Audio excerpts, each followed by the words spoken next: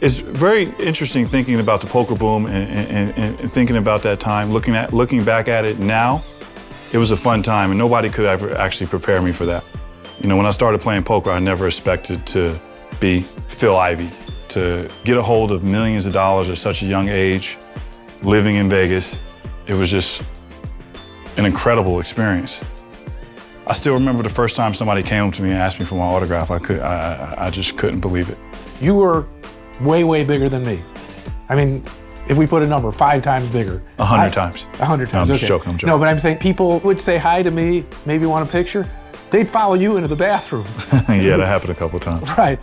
No, but you're talking with positive words, and a lot of times you were annoyed. I was annoyed when I was eating, and I would be bothered. So other than that, I wasn't really, I don't really think I was annoyed too much like you think I was. Let me remind you then. Remember when people were flashing cameras in your eyes and your eyes are red and that stuff? Oh yeah, of course that stuff annoys you when people are flashing cameras in your eyes, but the overall experience of the poker boom was great. To be completely honest, you know, during the whole poker boom, I didn't really appreciate it. You know, there was times where, you know, like I was golfing with Michael Jordan, like, you know, one of the people that like I looked up to as a child. Right, that's what I was gonna say. You know, like, you know, I was at dinner with Obama.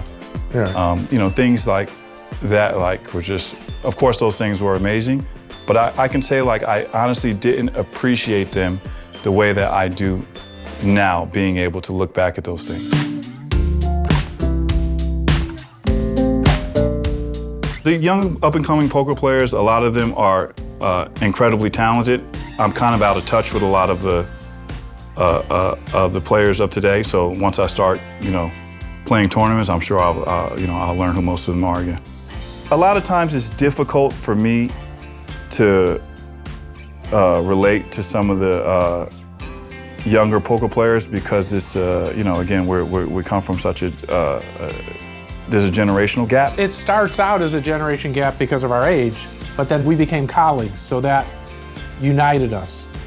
There was a gap, there was an age gap, but once we got to know each other and, you know, I became a better player, we became more colleagues. I think it's the same thing, and we were both, you know, made an effort in our relationship or whatever. So, like, I think that if an effort is made, I don't really think that the gap matters, the gap really will matter as much. Yeah, if I could change one thing about poker, well, for one, I would definitely make poker legal, online poker legal everywhere. I think, you know, people should have a choice, you know, whether or not they want to play poker or not, and there shouldn't be any loss. That's just my personal opinion, my personal view. I would definitely get rid of sunglasses. I mean, I don't think those should be allowed at the table, personally. Mm-hmm. Right. I don't know, how about you, Barry? Yeah, I mean, it's one of those hypothetical questions that isn't going to happen, so it's kind of hard to put a lot of effort into thinking what we could do. You know, change is incremental. We see things are wrong, and we make small changes at a time. It doesn't work where you can just change to a big thing in one swoop. Yeah, I definitely would, if there was something I would change in the poker world, it definitely would be dealer abuse. I think that's absolutely crazy. And I think there should be almost zero tolerance in the poker rooms for players being abusive towards a dealer. One of the hands that I played was against Chris Moneymaker. It was I would say up to date, that was one of the biggest hands in poker. Well, some people think it changed the course of poker history. Maybe it did. Lolly. He is all in. And quickly called. The pot size is $1 million now. And now Moneymaker is going to need an ace, a queen, or a 6 on the river to win the hand, which would knock out Phil Ivey. I just remember when that ace hit on the river, just feeling like the wind was knocked out of me. Oh, amazing. Phil Ivey loses with a full house to a better full house of Chris Moneymaker. I remember saying to myself, do not show how disappointed you are. Do not let the world see this. You know what I mean? Do you remember who you called when you got home? I don't remember. Yeah, I guess maybe I probably called you, I guess. Yeah, you called me and said, what would you do? I said, I'd have folded on the flop. Yeah. And you said, actually, he had what I thought he had. That's what you told me. You said, I just decided I'd take a card off because I knew where he was, and I knew I was going to get all the chips if it hit.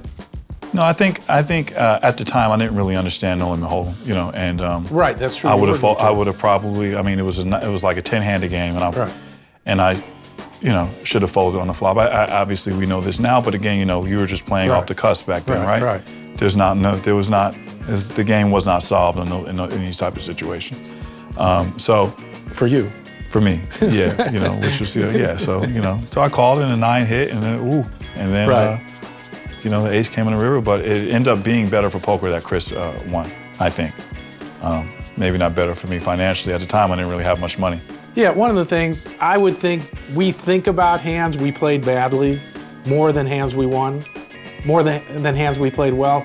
Don't you think back about, I wish I'd have done something different, more than how, it's kind of like what we're saying, that I was happy out of things things I did well. You don't have that?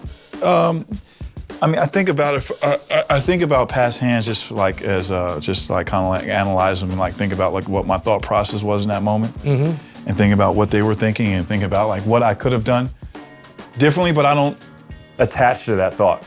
That's just because you're more mellow now than you were 10 years ago. That's the reason you're saying it. No. 10 years ago, I don't know. I don't know if you'd have said the same thing 10 years ago. I think I may not have said it like this, but I've always. For the most part, I've always been like this, like as far as like, you know, I don't really dwell on things. Like for instance, like if I have a big loss, I tend to get over it pretty quickly. I like to believe that is in the overall big picture, and that kind of like, you know, what happened in that moment was meant to happen and to learn from that. You know what I mean? Instead of thinking, oh, I should have done this differently. I think it's a much healthier way of viewing it.